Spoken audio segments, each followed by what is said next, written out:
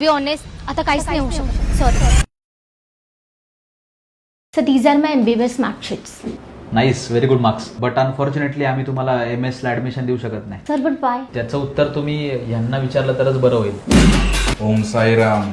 Sir, आयुष्यभर मेहनत घेतली मी सर्जनला ऍडमिशन मिळवण्यासाठी. It's my dream. नाही होऊ शकत ना मॅडम.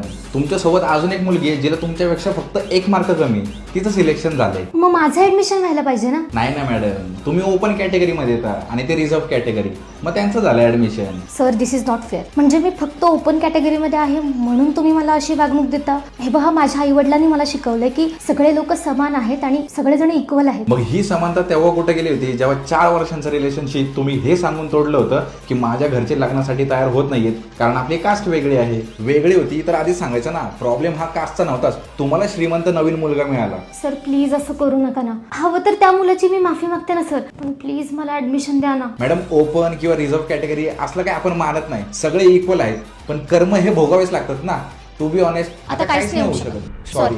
या आता तुम्ही.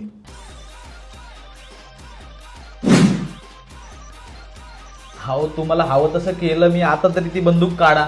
अहो, खोटी आहे मास्तर खेळण्यातली, पण जर का त्या मॅडमला तुम्ही ऍडमिशन दिलं तर तेव्हा खोटा नाही, खरा घोडा लावल. माहिती ना मग कसं.